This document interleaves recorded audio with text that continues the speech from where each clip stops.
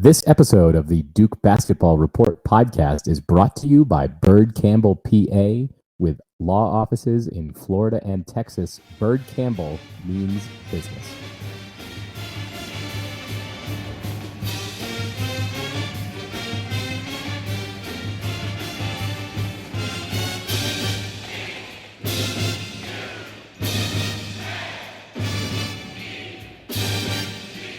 Hello, Duke fans, and welcome to episode 102 of the Duke Basketball Report podcast. It is Sunday, January 28th, 2018. Not the best week for the Blue Devils, but we'll get into all that. I am your host this week, Sam Klein, coming to you as I usually do from Denver, and I am joined, not as usual, by two co-hosts, rather just one. We don't have Donald this week. He's busy doing some soccer thing or another. So all I've got to join me to talk about this Virginia game is Jason Evans over in Atlanta. Jason, give me a general sense of your feelings since the Virginia game, because I think I've seen, obviously any of the pessimism that comes from a loss, but also I think maybe a little bit of optimism. Maybe some things aren't as bad as we perceive them to be. So what's your kind of general feeling today? I was pissed. I was upset. Immediately following the loss, for a lot of different reasons. I'm going to try really hard not to be too hard on the officials, but I thought that the refs really let Virginia play the kind of game Virginia wanted to play. And I don't want to sound like I'm blaming it on the refs. I'm not doing that at all. But Virginia's style, what Virginia wants to do is they want to grab, they want to hold, they want to hip check, they want to be really physical with you, they want to make you uncomfortable, and they sort of dare the officials, they dare the refs to call fouls. You could easily call a foul on a Virginia player on defense every single time they have the ball. And for that matter, on offense, Virginia does a lot of pushing off and things like that. I'm saying all this based both on my observations, and I have several friends who were at the game, and it was amazing how these friends who didn't discuss this in advance, they did, or after the game even, they independently came forward and said, watching Virginia up close, they were struck by how much fouling Virginia does. So Virginia dares the refs to call a foul on every single possession. They know the refs won't do that, and they've sort of become masters. Virginia has at using enough contact, being physical enough so that it makes you uncomfortable, but so that it doesn't get a foul called. And that's a skill. It's a tremendous skill. And they use that, and they made Duke really uncomfortable. Yeah, I was going to say that is a thing you practice and think about and have in your game plan if you're Virginia, because you know that nobody wants to sit through a 2.5-hour basketball game, which is what it becomes if you call fouls on every play. So the refs, rightly or wrongly, sort of adjust according to the style that's being played. If they're not being overly aggressive and physical, then they'll call touchier fouls because we should call some fouls. I think that there's kind of an expectation that by the end of each half, both teams will at least be in the single bonus, and maybe they're in the double bonus. And Duke was in the double bonus, I think, quickly in both halves in this game. But before we get too deep on Virginia, I did want to quickly recap Duke's week. So it started well enough. They had a 14-point win on the road at Wake Forest, completing the season series against Wake. They beat them twice by double digits, once in Cameron and once in Winston-Salem. But then this game against Virginia was really the highlight of the week. That was Saturday afternoon in Cameron Indoor. It was I was watching it on TV, but it looked like a vintage Cameron crowd, and Duke was down by a lot in the first half. I think they got down by 12 or 14 points, rallied back in the second half, actually took the lead. We're up by about 3 with 6 or 7 minutes left, and then UVA sort of clawed back and held on to the lead down the stretch. A lot of missed free throws for the Blue Devils. Oh boy! I know we're going to talk about that. The final score was 65-63, and I think a lot of times we say that a final score may not be necessarily indicative of, oh well, this team was winning by 8 or 10 points all the way, and then right at the end they like pulled their guys and they only ended up winning by 3 or something like that. I think this final score, UVA winning by 2 points, actually does tell you like a good idea of how the whole game went, because there were stretches where Virginia was dominant, there were stretches where Duke was dominant, but UVA was a little bit more consistent, I think. So with that, Jason, feel free to not spend too much time on the Wake Forest game. We've already seen Duke play them twice. We're not going to see them again, and I don't think that Wake is going to be making a lot of noise in postseason tournaments. Let's focus on the UVA game, and why don't we start in the first half where Duke was not as strong. They the first couple minutes of the game were back and forth and were pretty good, and then UVA's defense just totally shut Duke down towards the end of the first half, and they built a steady lead. Again, not like UVA scores a ton of points. They were only in the 30s at halftime, but Duke had scored 22, their lowest output of the season in a first half. So starting with the first half, what do you think was Duke's problem on offense that led to them only scoring 22 and a half as a team that has arguably the best offense in the country? I think that there's no degree that you can talk about this game without stressing experience. And the Virginia team is a very experienced team. They're not like all seniors, but these are guys who've been around college basketball for a while. They know the way they want to play. They've seen a lot more than the Duke freshmen have. And this was a game where almost exclusively Duke was playing freshmen and Grayson Allen. I don't know, if we're going to get into the bench a little bit later. There were some really interesting developments with Duke not playing the bench pretty much at all. I was going to say that there weren't any developments with the bench. Right. But barely saw Alex O'Connell and Javin DeLore. Right. So the reason I brought up experience is because I think that I absolutely believe that Coach K and Capel and Nate James and John Shire, that the coaching staff told these guys what to expect against Virginia. I'm sure Grayson Allen told them what to expect to get. Virginia's going to be physical. They're going to be in your face. They're going to throw a lot of double teams at you. This is going to be the toughest defensive team you've ever seen. Telling you what you're going to face, and I'm sure they tried to simulate it in practice as best they could. I don't know how you could possibly simulate what Virginia does on defense in practice with your bench. I guess you could put all the starters in like heavier shoes. They all have to run in like 5-pound shoes. Yeah, and you could put 7 defenders on the floor, something like that, maybe. But you can't replicate Virginia's big. A lot of their guys, they're not like the biggest team you've ever seen, but they're pretty big. And Duke has. They're long. They're also long. They're long, and that helps them play the kind of defense they want to play. They're trapping. They're not going to let you get into the paint. And I hope you're about to get to the fact that UVA doesn't normally cause a lot of turnovers. They more just want to have you run the whole shot clock, take a bad shot, get the defensive rebound, and go down the floor. On Saturday, Duke committed a lot of turnovers relative to what they've been doing this year and what UVA's been forcing this year.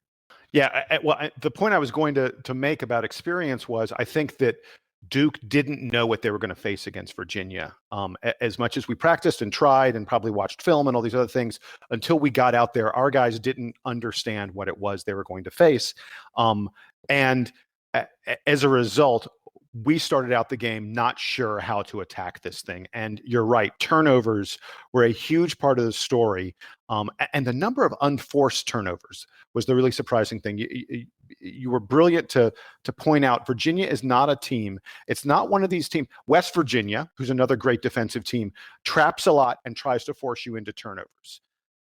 Virginia's attitude is, they trap a lot, but they're trapping because they're just trying to take the ball out of a spot where it's dangerous and send it someplace where it's not dangerous. Virginia is about making you take bad shots. Yeah, it's all about bad shots. And there were a fair number of those, and we expected that. We talked about that in the preview.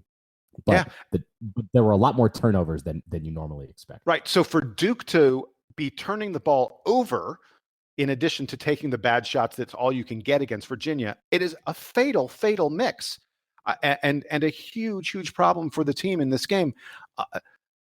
Virginia destroyed us in the turnover column. As a result of that, my favorite stat I talk about it all the time. Virginia took 66 shots in this game, 66 field goal attempts. Duke only had 56 field goal attempts. They had 10 more field goal attempts than we did, which means that if we're going to beat them, we're going to have to shoot lights out to do it. We're going to have to shoot way better than they do, or we're going to have to shoot crazy good from the 3-point line or crazy good from the free throw line. Well, we shot better than they did, but not a lot better. We did not shoot better from 3. We did not shoot better from the free throw line. As a result, Duke lost this game. And the turnovers were the reason that we suffered in the field goal attempts. We were -11 in turnover margin, 11 more turnovers than Virginia had, and we were -10 in field goal attempts. It's no coincidence that those two numbers come close to matching up. And those make up for Duke's still significant positive margin in rebounding. Yeah, although it was very interesting, we did not have we out rebounded them by 13, which is a big number. And I've talked many times this year about the importance of the rebounding margin for Duke. The place where we did not out rebound them that well was the offensive boards. Duke had 12 offensive rebounds, Virginia had 10, and Virginia actually scored more second chance points than Duke did. Virginia had 12 second chance points off rebound. Duke only had 10. And I'm telling you, down the stretch, tell me if you felt this way, in the second half, the final 5 minutes or so of the game, when Duke had a little lead or it was tied or maybe Virginia, it was back and forth, it felt like every time Virginia missed, they got the rebound and they got a basket. And that was the key. That was the last 5 minutes of the game was UVA getting second chance points and Duke throwing away opportunities at the free throw line. I want to get to the end of the game. Wait, you said free throw. Hold on. Free throw. So you want to get to the end of the game? Well, I was going to say I wanted to do the first half, and we kind of touched on the key thing, which I think was the turnovers. Before we get to the end game situation, I do want to look at the segment of the second half where Duke looked like they were gaining control again. Because if you want to be an optimist about this Duke team and their chances in the postseason, I think that you look at that 12, 13-minute stretch at the beginning of the second half against UVA and say that's a Duke team that can't be beat. And that's exactly that, like that CBS article about Zombie Duke. That was like, I guess if you want to call it vintage Zombie Duke, was on display, where UVA was still employing their defense. They were still getting a lot of the same traps they wanted, but Duke was able to pass out of them, was able to get the ball inside, was able to move around the perimeter wherever they wanted on offense, and Duke's defensive intensity was kind of turned up. They employed the zone. The numbers, I don't Yes. That's what I was just going to say. Zone. The first half we played man-to-man. The second half we played zone. And it's really easy to look at the two halves and go, well, but Virginia scored 32 points in the first half. They scored 33 points in the second half. It's basically the same. No, wrong. I'm telling you the difference. You want to know the difference? The difference was in the first half, Virginia scored 32 points, and it felt like they were pretty efficient when they scored them. It felt like they were able to, when they didn't get a bucket, they were able to come back down and get their defense set. I thought one of the key things about the zone was we were getting so many stops against Virginia, so many one-and-done trips. They would take a shot, we would get the rebound, and we would immediately start coming up the floor. It was not a fast break, but Virginia's defense wasn't quite as set. We weren't playing a, sort of passive, slow-paced, half-court game. We were able to get things moving a little bit quicker, and that's why we were able to score 41 points in the second half. 41 points against Virginia. That's a silly number. To get 41 points in a half against Virginia, Virginia sometimes doesn't give up 41 points in a whole game. That being said, I think it's the zone. The zone frustrated them, and it allowed us to get out a little bit more, a little bit quicker, a few more possessions. If we played zone in the first half, we win this game. I'm telling you, we win this game. I'm not sure if that's true, only because there was a point later in the second half, and it's about kind of like when the tables turned back against Duke, that Virginia appeared to kind of figure out how to play in the zone a little bit better. At first, they were taking like ugly mid-range shots, like they might not have been contested, but they were out of rhythm, and you could tell not the shots that the players wanted to play. I think that it was Isaiah Wilkins. Isaiah Wilkins taking 10-footers. Isaiah Wilkins taking 10-footers was ugly. I credit to Tony Bennett because I think that there must have been a timeout in there or something where he explained to them, he was like, look, those aren't the shots you want to take against this defense. I'm sure they reviewed it in practice, but they kind of needed the refresher that the way to attack the zone is to run the offense through that area, but not necessarily to take the shots there. You want to use that kind of middle top of the free throw line area to be like the entry pass that then can go in lots of directions, so that you sort of confuse the defense. And I don't know that Duke could have held up even playing like 20 minutes of zone without UVA figuring it out. We said last week, UVA obviously has a stellar defense, like a historically good defense. They're also not inefficient on offense, right? They're somewhere in like the 30s or 40s in KenPom on offense. So Yes. It's not like they can't score; they just do it slowly. And so I think they got better at that. That was actually, I think, part of what caused the turnaround, is that I think the switch flipped a bit for them on the zone defense. What I would like to see more of is not necessarily, I mean, yes, it is about more zone defense. I want to see them mix up more randomly throughout the game, so that teams kind of have to readjust their mindset, because if the defense is set a certain way, you just have to tell the guys, like, okay, we're going to play 2 or 3 possessions like this, or maybe, since Duke appeared to really enjoy doing that 3-man press following the made baskets, maybe there's the way that they can pattern their defense around switching back and forth. Maybe I feel like Virginia got a hang of the zone defense eventually, and that was part of what changed the tone of the game at the end. But I agree with you, though. It did seem to frustrate them for a stretch. I would like to see it come in more frequent, shorter stretches. So we might only see it for 10 minutes a game, but maybe spread it out, because you don't know when that other team is going to feel like, oh, we're getting in this rhythm where we're being able to beat our guys off the dribble, or we're able to run good screens where Duke's bigs are kind of left guarding no one out in the perimeter, which appears to be like a years old problem for them. I want to see them switch it up more and more frequently, so that they can frustrate those offenses who are smart and do have veteran players and know how to counter that kind of thing. Does that kind of make sense? It does. I would. Do I have permission, sir? Am I allowed to talk about the free throws now? Yeah. So I mean, sure. It's so frustrating. About it, but yeah, say your piece about missing the front ends of 1-on-1s constantly.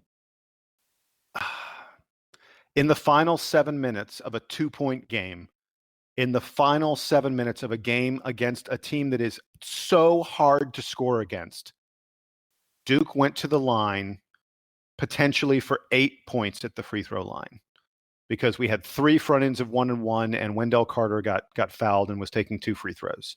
So 3 1-on-1s, you should take 2 shots each time. As far as I'm concerned, that's 6. And Wendell Carter taking 2 free throws, that's 8. We had 8 potential points against the toughest defense to score against in the country. And of those 8 points, we came away with 1.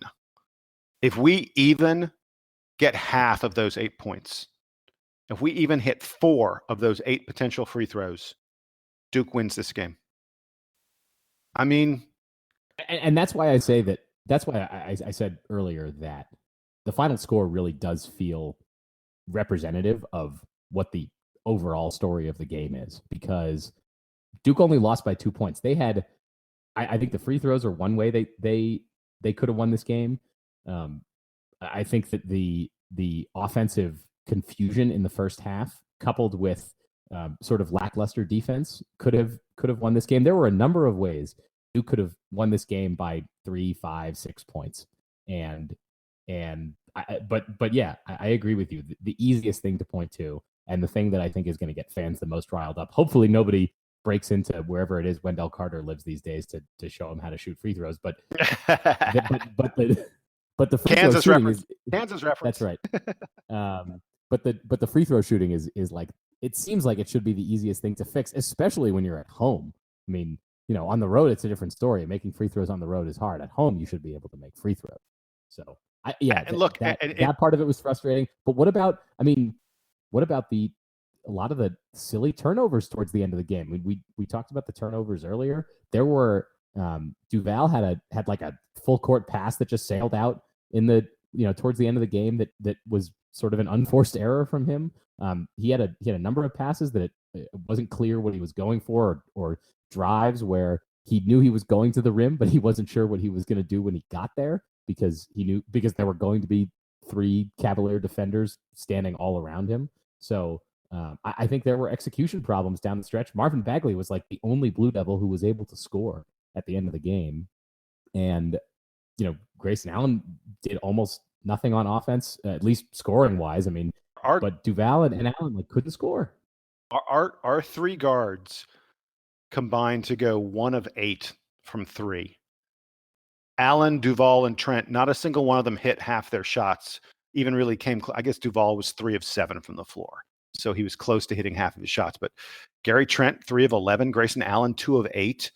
And the one thing that you can usually get against Virginia is usually you can get an outside shot because their goal is to make you take difficult shots. And as far as they're concerned, if you're shooting from beyond the 3-point line, that's usually a difficult shot. Now, I'm not saying they give you wide open threes because they really don't. They can test those threes as best they can. But the key to beating Virginia is almost always to hit, a few more threes. And we didn't, not at all. And for it to have been a home game, it's really frustrating that it ended up that way. I don't know what's with Grayson Allen. We're going on probably 3 weeks now of him being maybe even longer than 3 weeks. I mean, I haven't looked at the stats to see, but he's in a pretty prolonged slump. I mean, he had 5.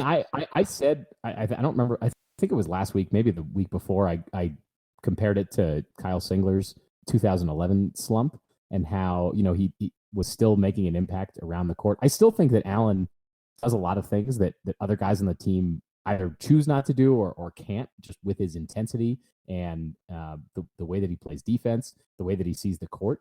But if he can't make shots, it really limits his effectiveness. And this is a team that has struggled to make shots from outside for stretches this year. The offense a lot of times seems to run through the paint, whether it's from the big men or from the driving.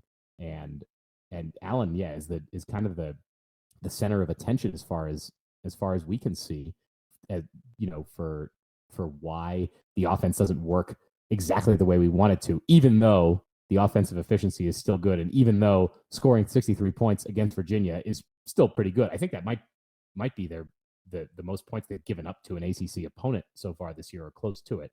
So it's hard to fault that overall, but we could see very plainly that Duke could have had 70, 72 points in this game without really changing much of the game plan or the execution. Grayson Allen has now scored 5 points or less in 3 of his past 5 games. It's just been a while since he looked like the player that he was a couple years ago. But you're right. It's Virginia, and Virginia is truly, truly great on defense. And maybe that's the thing. I'll say one thing, in terms of looking at the whole ACC right now, I think the regular season race is over. Dude, we're not going to catch Virginia. Virginia has a 3-game lead. We're not catching Virginia. It's all done. Because there's no way. And Virginia's not going to play a harder game than in Cameron, right? I mean, right. Well, look, that's the hardest game you can play. They play low scoring games, and as a result, if someone gets hot for a minute, it can change the outcome of a game. I don't think Virginia is going to go undefeated in the conference this year. But you talked about consistency at the very, very beginning of the podcast. Virginia's defense means that they are consistent because they always are able to play that hard on D. It's not like every so often Virginia's going to go off and oops, we had a game where we gave up 80 points. It just doesn't happen. It doesn't exist when you play Virginia. So the notion that they're going to suddenly drop 3 games in the rest of the conference season, to me, is absurd. They're not. Virginia's winning the ACC regular season. We're in a battle with Louisville and Clemson and Florida State and UNC for. Yeah, I actually think it's sort of us and Louisville for second place in the conference. There's some real issues of those other teams that are sort of in the a game or so above 500 right now. A lot of teams with issues in there. But anyway, I think at this point it's crazy to say 9 games halfway through the ACC regular season, the ACC regular season race is done. Yeah, Virginia does have 2 games against Louisville.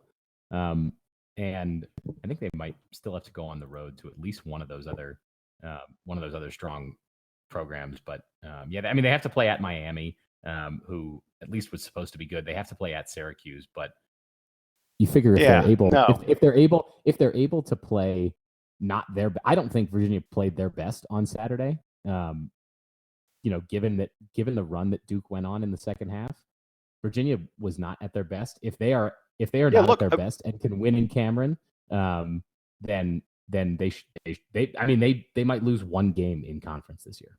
They're a good 3-point shooting team. They only hit 27% of their threes against Duke. I mean, it would not have been unreasonable for them to knock down, say 2, maybe even 3 more 3-point baskets, to get their percentage closer to like 38-40%, which is not unusual for them. If they do that, they win the game going away.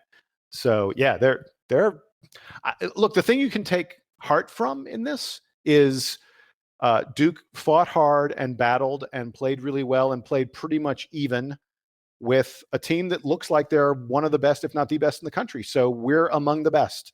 And if there was I don't know that there was any question about that, but if there was any question about that, I think that's been answered. Well, and Duke also comes away from this game with a lot of good game tape about how to play well against good opponents and how not to play against good opponents. Because, I think that there's a bit of a disservice to the program when they play games against overmatched opponents. And, they can look in, like, if you watch Duke Blue Planet puts out some of those like Coach Capel film room videos where he sits down with individual players and goes through like kind of, oh, here's the thing you did well.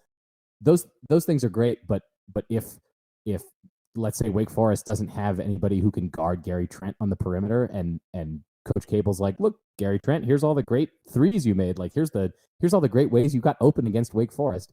Well, that's only instructive if you're playing a team that doesn't have guards that can keep up with you.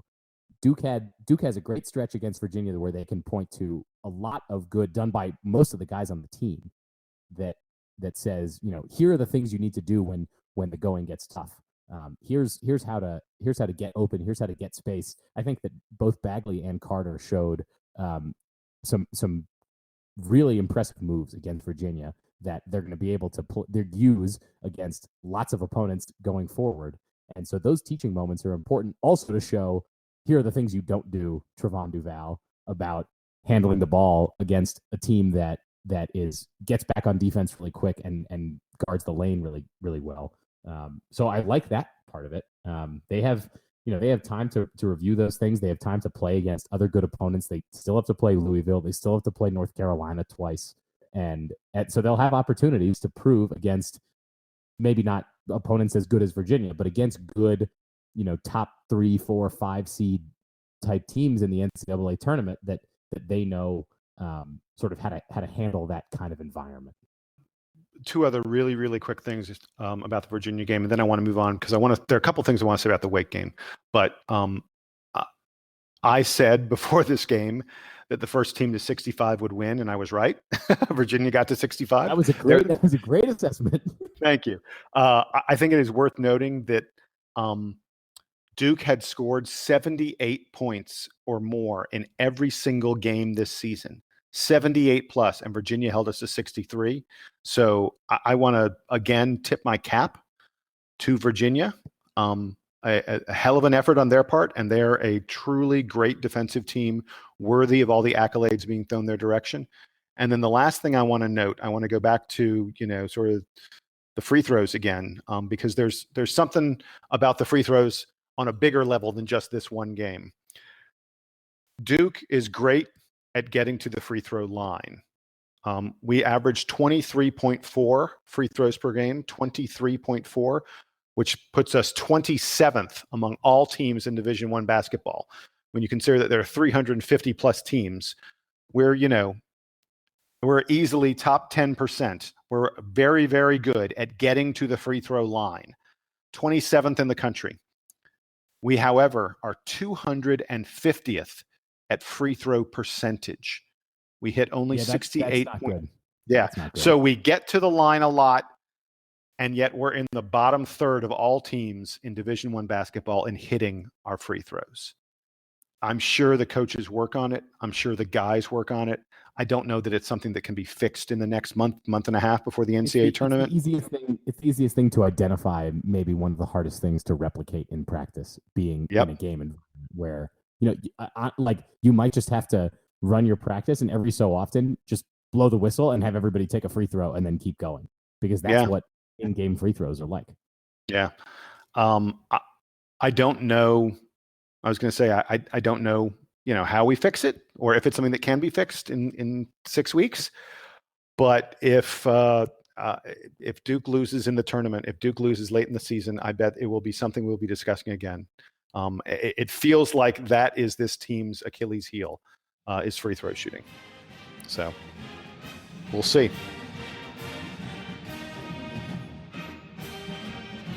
Let's do what you had alluded to just prior and go over the Wake game really fast. And then I want to talk about next week's opponents, the Fighting Irish of Notre Dame and the, what are they called now? The Red Storm at St. John's.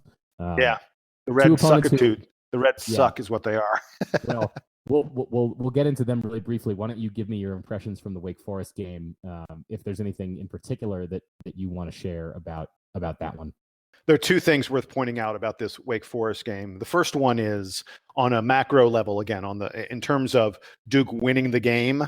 The biggest thing to me was Wake Forest turnovers. I don't think I've ever seen an ACC team just give away the ball the way Wake Forest did in this game. They committed 21 turnovers.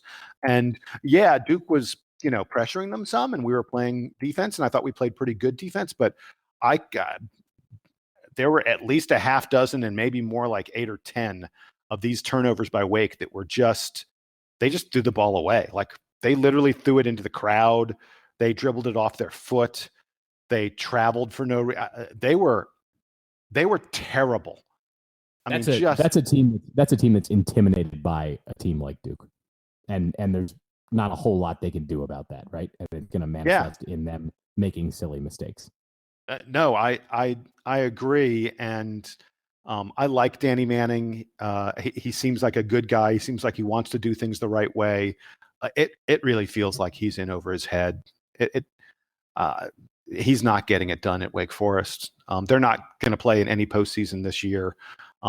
If it were not for Pitt being an utter shambles, I think Wake would clearly be the worst team in the alongside Pitt. They're the two worst teams in the conference, and Wake is barely competitive at this point with most of the teams in the league. And there's some talent on that team, so it's kind of surprising how bad they are. But in terms of Duke, the thing I want to talk about is Trevon Duval, or however he's pronouncing his name now, was just putridly bad. And I think it's really interesting that Coach K noticed it and basically sat Duval for, I want to say, like the last 10 minutes of the game. He basically didn't play down the stretch in this game because Alex O'Connell was playing pretty much the whole time. And Alex O'Connell, I thought, played great basketball. He had a couple steals. He was 3 for 3 from the floor for 7 points, including a 3-pointer. He looked really nice in this game, and it's unfortunate. We didn't talk about the bench against UVA. The report out of the game was one of the reasons O'Connell didn't play against UVA very much. He only played 3 minutes. Was because he's got a little bit of a flu bug, that he got a flu bug the past couple of days. And so he wasn't feeling great. And as a result, he only played 3 minutes against UVA. Javin DeLaurier also only played 3 minutes against UVA. They say that DeLaurier is also still sort of working his way back into shape after being out for it's like a week and a half, something like that. Was it a hamstring? I forget what it was.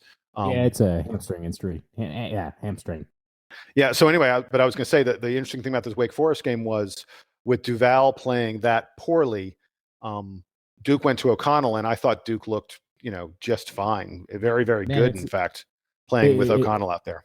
It's too bad for the scorecard that we don't keep on our own predictions, that we weren't able to do a show between the Wake Forest game and the Virginia game, because I would bet that you would have come on and been like, guys, Trevon Duval doesn't get it. Alex O'Connell looks great. I'm telling you that O'Connell's going to play 15 minutes against Virginia. And I have like no doubt you would have said that, and I wouldn't have had a good retort to it based on what we saw against Wake Forest, except then O'Connell, was sick and only played 3 minutes against Virginia. So yeah, it wasn't his fault. That's a win for you, my friend. I'll say this. I haven't looked and I haven't checked lately, but in our preseason predictions where we predicted Alex O'Connell's minutes, every single one of us is going to be under.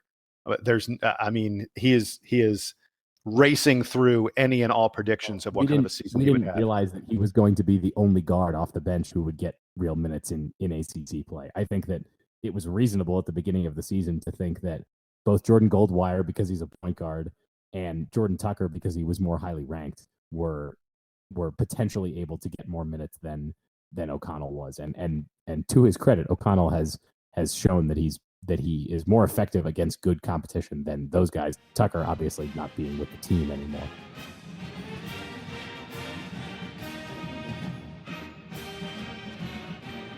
So one final thought on the Virginia game before we look ahead at the games this week. We've mentioned before that the show is sponsored by Byrd Campbell, PA, and one of the founders of Byrd Campbell, Mr. Jamie Campbell, was at the Duke game in Cameron on Saturday against Virginia, and he had some thoughts for us that he wanted to share. I think we thought about trying to get him on the show this weekend, but couldn't make that happen. But we do have some words from him. So his take on the Virginia game was a heavyweight fight, which played out exactly as one would have expected. A bad pass here, a few missed free throws there, and a difficult result. Virginia ground out a great win, well-deserved, and the crowd was great. So a nice summary from Mr. Campbell. Thank you again to the folks at Byrd Campbell for sponsoring the show.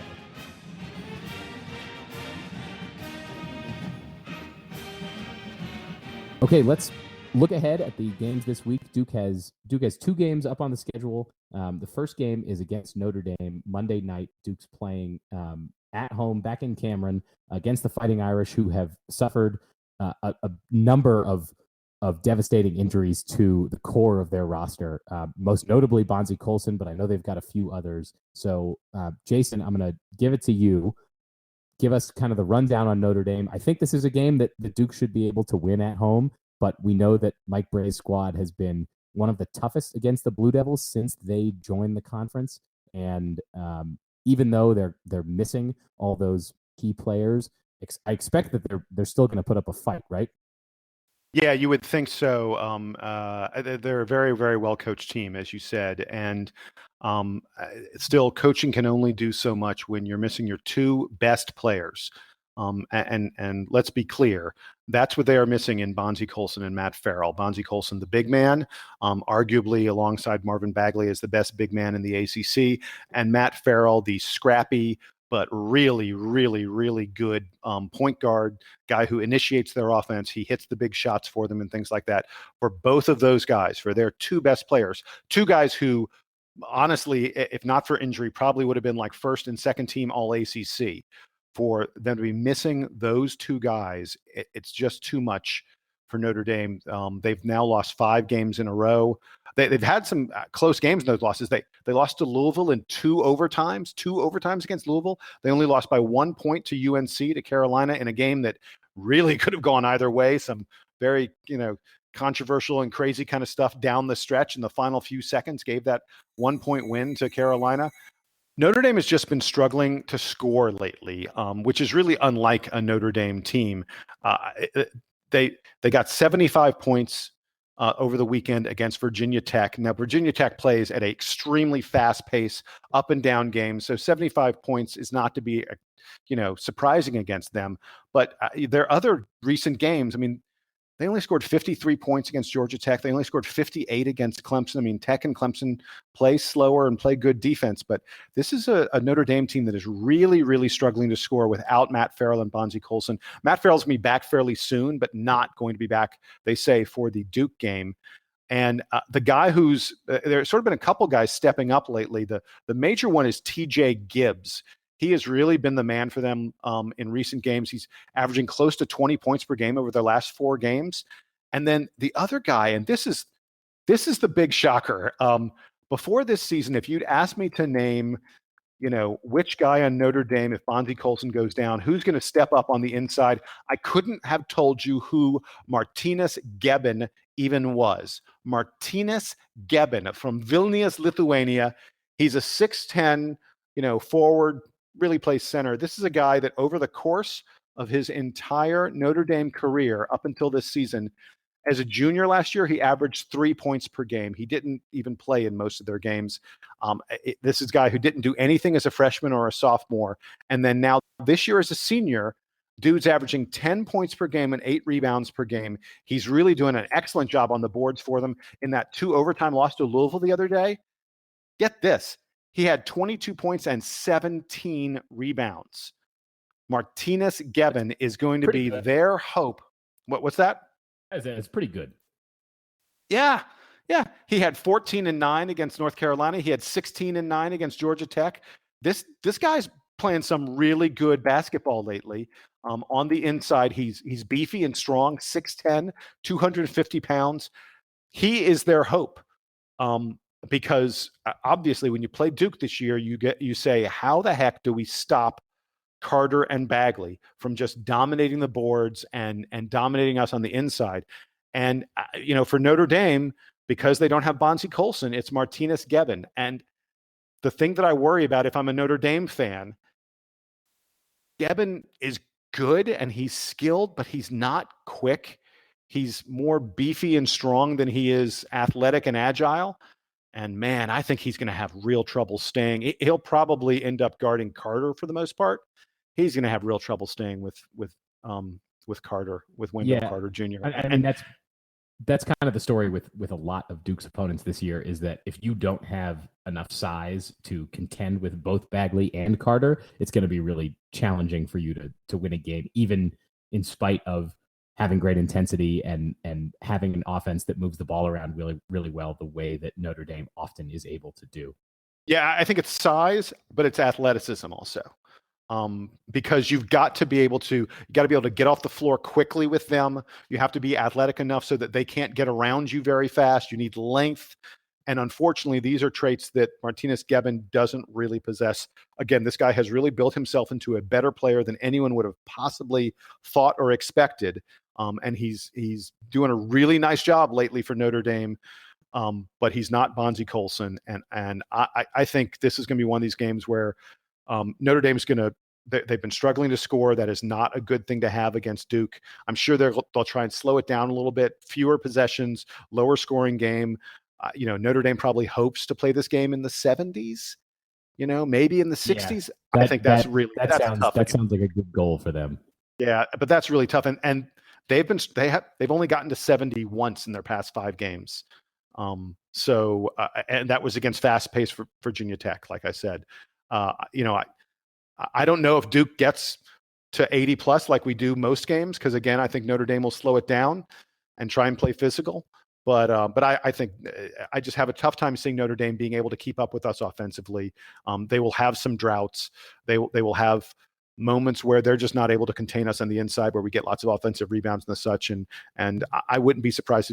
I think Notre Dame's still a proud team and a good team and a team that looks like they're probably going to make the NCAA tournament. But I think this is a double-digit win for the Devils. I wouldn't be entirely confident that they make the tournament at this point. They've got a tough schedule ahead of them, and with their current roster, don't really have the signature wins that say that they belong. I know that they have the win against Wichita State way back in November, but that was at full strength that they don't really have anymore. So although the only thing I would add is that and it's way too early to even know about these things and to project them, but the committee, when they're picking teams for the NCAA tournament, will take injuries into account. Most people seem to think that Bonzie Colson will probably be back by the very end of the year. Hopefully we'll get to see him play a couple games for Notre Dame and get a better sense of exactly what their team is going to be like with him returned.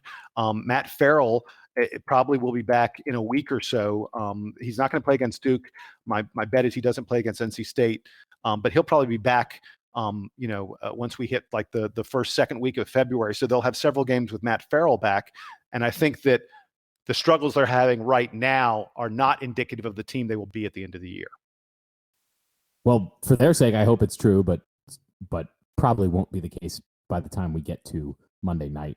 So the only other game Duke has this week is Saturday. Their I think usual game in Madison Square Garden against the home St. John's Red Storm, a rivalry that I think actually goes back decades, and is one that, as a younger Duke fan who doesn't remember good St. John's, is one that has kind of always baffled me. I guess I get that Duke likes to play games in Madison Square Garden because it's an opportunity for a lot of Northeast-based Duke fans to go to the game.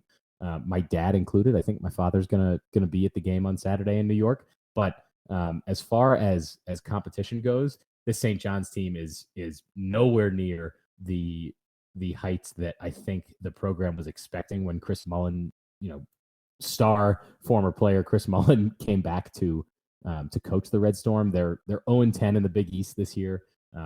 They've lost 10 games in a row. 10 in a row. Yep. Pretty bad. And their next game before they play Duke, they're playing Xavier, who's ranked in the top 10.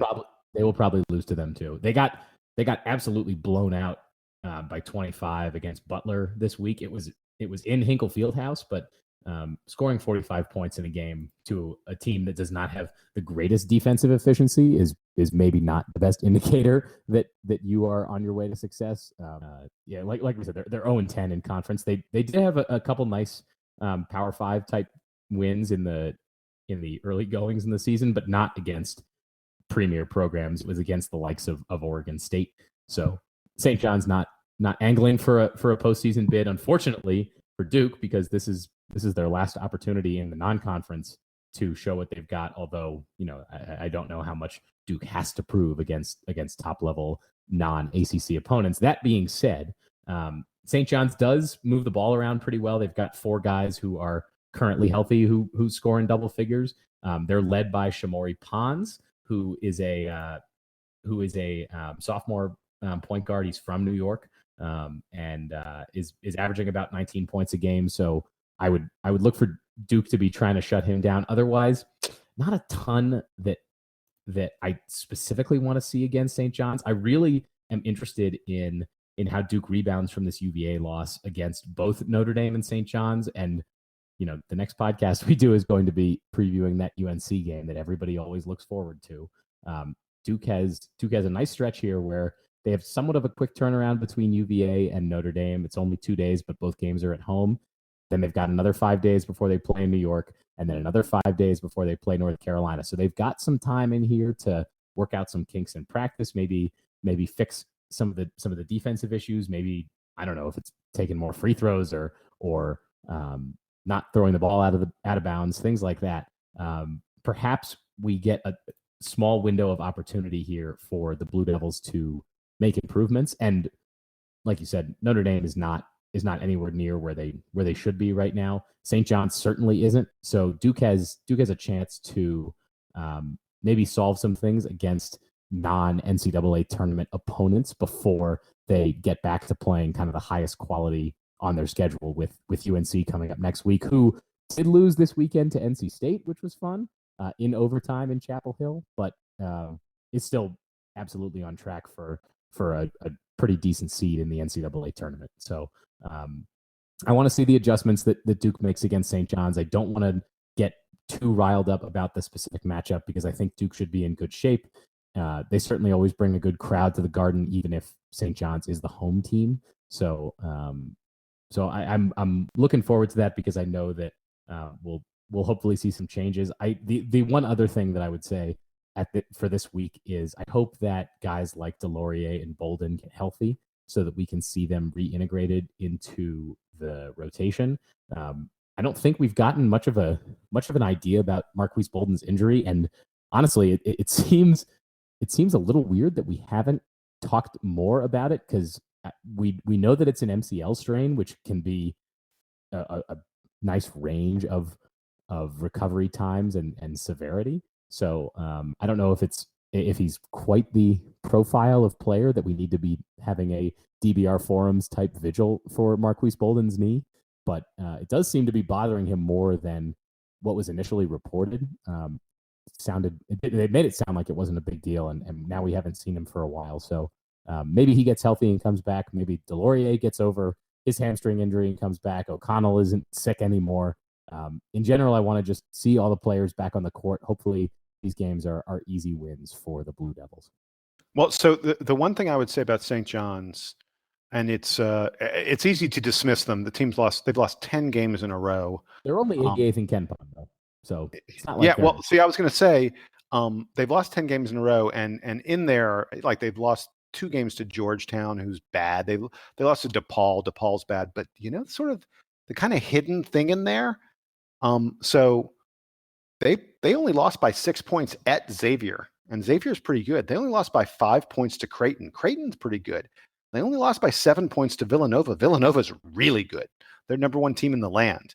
They only lost by 5 points to Seton Hall. Seton Hall's making the tournament. They've had some pretty close games in here, and so that says to me that they're not absolutely incapable of staying on the floor with good teams, with a team like Duke. But I think there is some quality to being able to finish out the game, and they're not doing it at any time in the Big East. No, and I sort of wonder. You pointed out that Butler loss, where over the weekend they lost to Butler by 25 points, 70-45, and as I noted, they play Xavier this week in just a couple days. I really wonder if Chris Mullin is starting to lose this team, and the frustration of losing as many games in a row as they have been losing is going to cause them to kind of give up a little bit on the season. As a result, I mean, they've got a really tough stretch here. They played this game at Butler. Butler's good. They then play Xavier, ranked in the top 10. They play Duke, ranked in the top 5. Then they play at Villanova, number 1 team in the land. That's their next 3 games: Xavier, Duke, and Villanova. I'll go out on a limb. There isn't a single team in the country that has a 3-game stretch that's as tough as that coming up for them. So this poor St. John's team that is 0-10 in the Big East, 10 losses in a row, is about to play 3 top 10 teams. And I wonder that maybe they're giving up on the season. Maybe they're giving up on Chris Mullin. Chris Mullin is in his 3rd year at St. John's now. He's yet to have a winning season. That's bad. And they're not on pace to have a winning season this year. Yeah, no, they're not. I'm generally skeptical of, we talked about Patrick Ewing's hire at Georgetown. I am generally skeptical of, program that has had previous success, but not necessarily recently, going out looking for a splashy coach and just bringing the most prominent basketball alumnus that they can find to coach the program, and how I just don't know that makes a ton of sense if that coach isn't ready for the challenge of coaching in a major conference. And Chris Mullin's kind of just more proof of that, right? I mean, I don't know. I know that this is his first head coaching job. I don't know all of what he was doing before, but I know he was a broadcaster for a while. So it's tough to be a coach in a major conference. The Big East is not what it was a few years ago when they still had Syracuse and Notre Dame and Louisville and all those teams, but it's still pretty competitive. They've still got arguably the best team in the country in Villanova. They've got a Butler team that is always tough. Creighton, Xavier, all these programs, and St. John's just hasn't kept pace with them for a long time now. Well, you were wondering about Chris Mullin. Yeah, he was a broadcaster for a little bit, but right prior to taking this job, he was in the front office. I believe it was for the Sacramento Kings. So he was an NBA front office guy. And I think his exposure to the college game, it had been a couple decades of being out of college ball to when he took the St. John's head coaching job. And yeah, I think it's pretty clear he was probably in over his head. Oh, well, they'll probably be looking for a new coach. Maybe not this offseason, but perhaps not far down the line.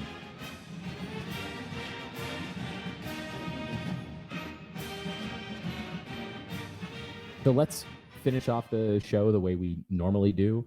We'll do Player of the Week, and we will do parting shots. So I guess we'll start with Player of the Week. It was kind of an up and down week for the Blue Devils, but Jason, who do you have as the Player of the Week? I got Wendell Carter Jr. Marvin Bagley had a very good week, but I thought Wendell's week was a little tiny bit better. I thought Wendell was absolutely fantastic against Wake Forest. 23 points, 12 rebounds, a couple blocked shots, couple assists. And he was also really, really strong against Virginia, against the tough interior play of Virginia. 14 points, 15 rebounds, 4 blocks, 4 assists, second on the team in assists. I give my player of the week to Wendell Carter Jr., a guy who it feels to me like he's been playing better and better as the season has moved along more and more. In the past couple weeks, especially, he has been really spectacular.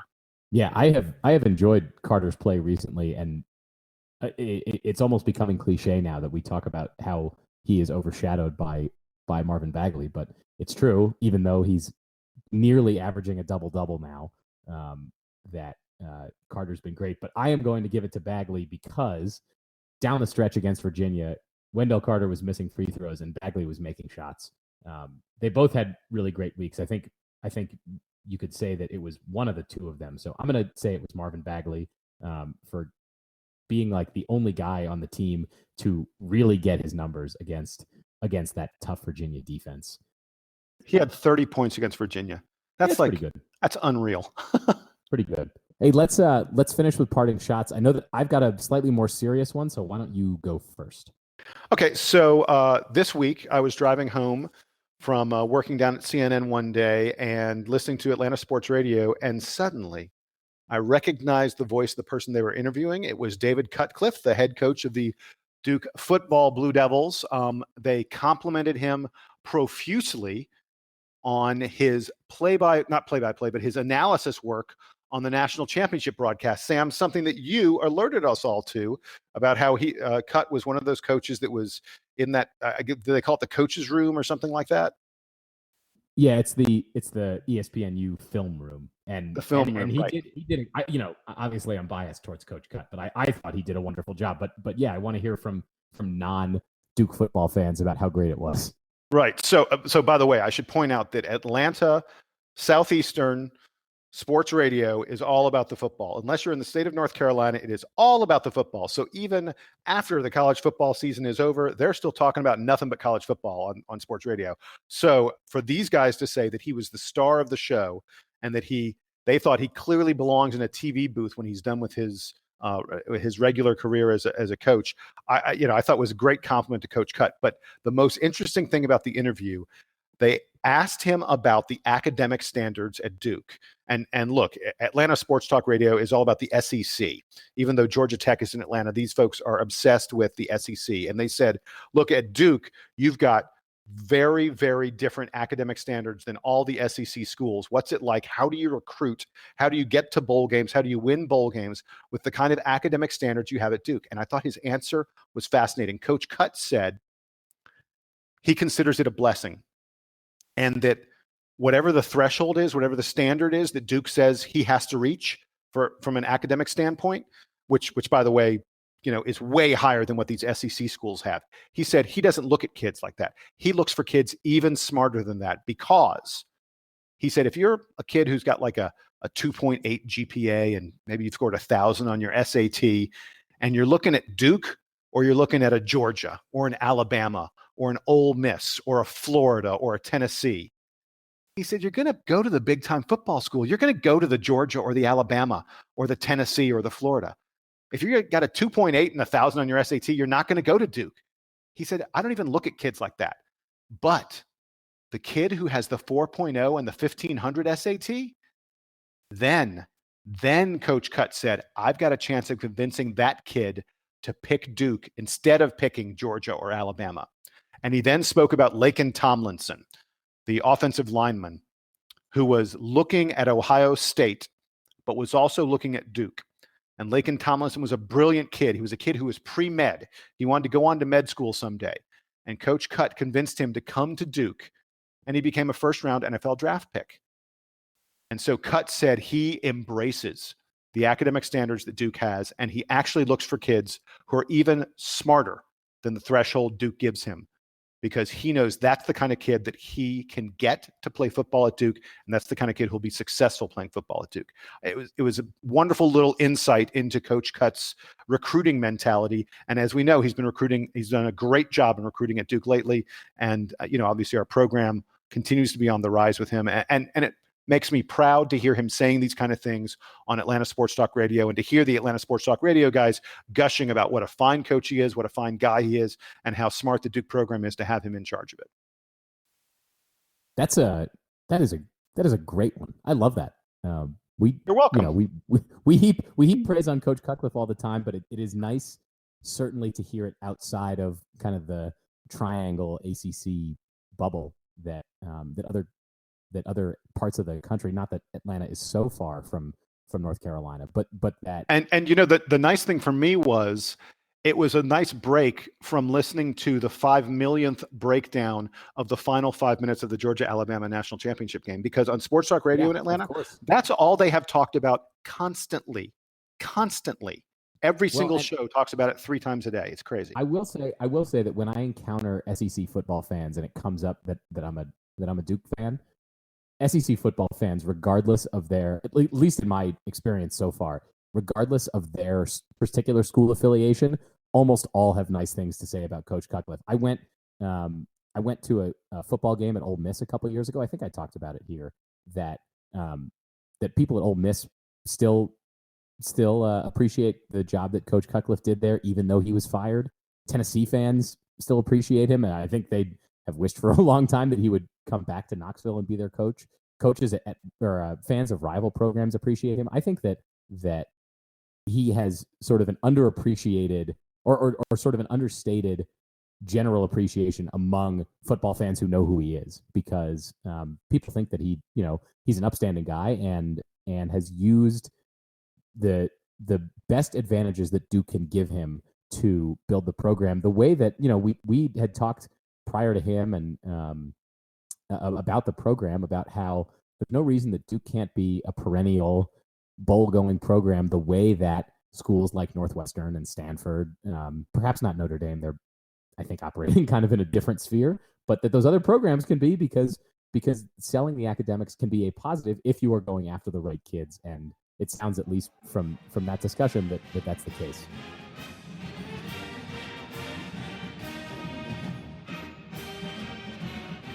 So I do want to close, unfortunately, with a bit of a serious topic for my parting shot. I am sure that fans who are listening to this show have seen at least some of the coverage about all the ongoing sexual harassment and sexual assault issues at Michigan State.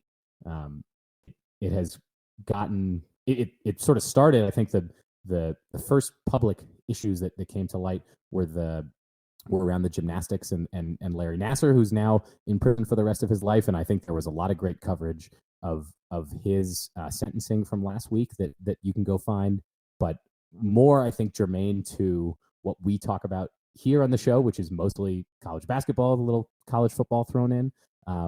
It seems like the Michigan State basketball program and football programs are both now totally embroiled in this issue that the university just seems to have a huge issue with reporting sexual harassment and sexual assault claims, that both programs have had multiple student athletes and recruits who were involved in very serious, at least alleged, sexual assault incidents. I don't really want to get into all the really nasty details of the thing, because I think that there's a lot of great coverage that folks can find over at The Athletic and at Outside the Lines on ESPN. I think both have done a lot of great reporting on this issue, and in addition, a lot of the local Michigan, Detroit area newspapers and online coverage out there. But I think there's a couple things. First of all, Tom Izzo is one of the coaches that we on this show, and I think Duke fans in general and college basketball and fans in general, like to point to as he seems like one of the good guys. His program is consistently sort of overperforming the quality of the recruits that they get. They have lots of 4-year players who end up in the NBA, and it seems like things go really well there.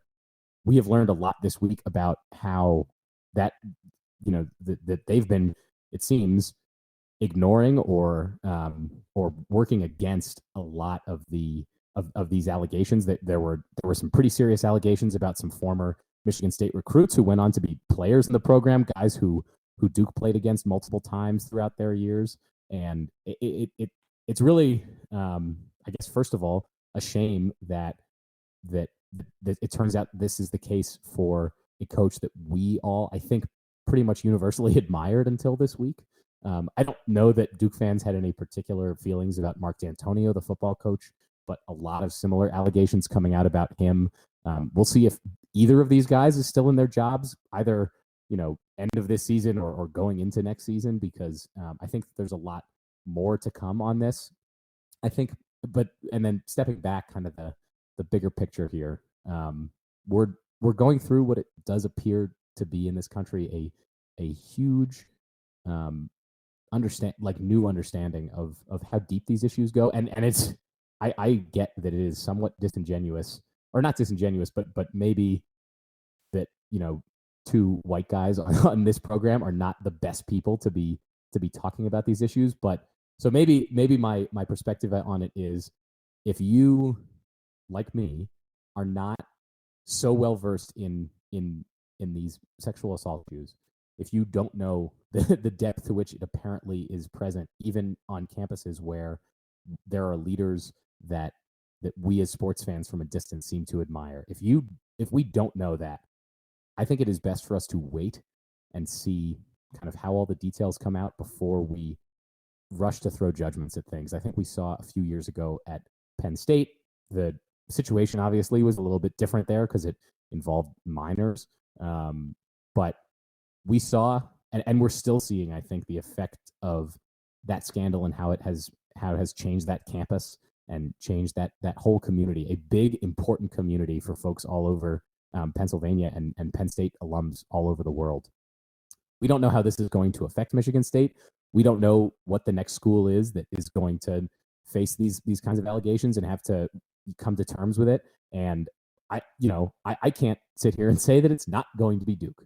I don't honestly know anymore sort of where this story goes, but I hope that folks are reading a lot about it. I hope that they're digesting it. I hope that they are being open-minded to the idea that some of these guys who we, I think, treat as heroes maybe a little too much, can be flawed people, and that they can make mistakes, and that we have to be open to changing our minds about some of these sports legends when we find out things like this, because it is not fair to the folks whose lives have really been devastated by these issues to just say, well, we know that Tom Izzo is a great coach and he probably did everything he could have done. Well, Joe Paterno was a great coach and he probably did everything he could have done. I would like to wait for facts to come out, and I would like to be able to judge the merits of all of these issues kind of as we know the most about them. And for everybody, just, I guess, finally, to be mindful that there are a lot of victims here, and that these are some of the most heinous crimes that that a person can commit, and we have to be sensitive to it. We have to understand it, and we have to all, I think, commit to being more vigilant about ourselves and about our communities. So I hope that the issues at Michigan State get solved as quickly and as justly as they can, while also understanding that this stuff takes time, is very sensitive, and is going to hurt a lot of people along the way. I think your comments are incredibly well placed. I'm glad that you brought it up and that we talked about it a little bit. The two things that I would add, the first one is I think it's very telling that after their game today, Tom Izzo was forced to talk in his press conference somewhat extensively about the investigation into the sexual assaults related to his team. He said that he's cooperated and that he plans to continue to cooperate with everyone and everything. But he also said it's been really hard to focus on basketball because whenever you do, you feel guilty. And I think that's a really telling quote. And, I think it reveals something about the nature of these crimes, that Tom Izzo, when he tries to do his work, when he tries to do his job, when he tries to do the thing that Michigan State pays him to do, when he tries to do the thing that he is best at in this world, coaching basketball, he feels guilty because he knows that some really bad stuff happened at his school, and looks like it happened under his watch. You can debate how much he should be responsible and how much he should be held responsible for the actions of some players, of some recruits, and the such. We've already seen the president of the university and the athletic director be forced out of their jobs. It's tough to see how a athletic scandal doesn't also bring down some coaches when it's brought down folks like that. So we'll see what happens with Tom Izzo and with some other of the higher ups there at Michigan State. I mean, they've already lost their athletic director and their president to just the Larry Nassar stuff. And I think there was some speculation that they knew that these other stories were going to be coming out soon from ESPN, who has really been taking the lead on breaking a lot of this stuff and investigating it. So maybe they resigned kind of ahead of having to deal with all that. But yeah, we'll see where it goes. I guess I would close to reiterate that there has been a lot of really interesting coverage about this stuff. There is more literature, I think, than any of us have time to consume. So do yourself a favor, read as much as you can about it, understand the issues, and be mindful, because it is hard. And a part of me does feel sorry for Tom Izzo that he does have to deal with this in the middle of basketball season. But if you follow the standard reporting protocol for sexual harassment issues, this stuff doesn't come up at inopportune times. It comes up and you're able to deal with it. So I think that's going to do it for us. I'm sorry to finish on a sad note, but such is the news. It doesn't always go our way. So this was episode 102 of the Duke Basketball Report podcast. Don't forget, if you love the show, you can subscribe on iTunes or Google Play, Stitcher, SoundCloud. Feel free to leave us a nice review. If you don't like the show, you can email us at dbrpodcast@gmail.com. Give us your thoughts. All comments are welcome either there or on the message thread that we will post on the forum at forums.dukebasketballreport.com. Feel free to come join. There's been a lot of really good discussion of, I think, the serious issues in college basketball, and like we said, the analysis just of the Duke squad has been really fantastic this year. Lots of good insight. We've had a lot of really nice, insightful fans from other programs come on and join us. So feel free to come join the discussion there.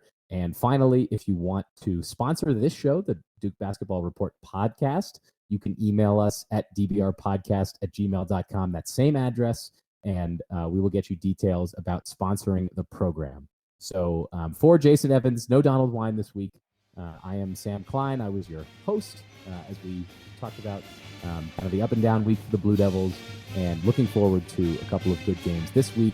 With that, Duke Band, take us home.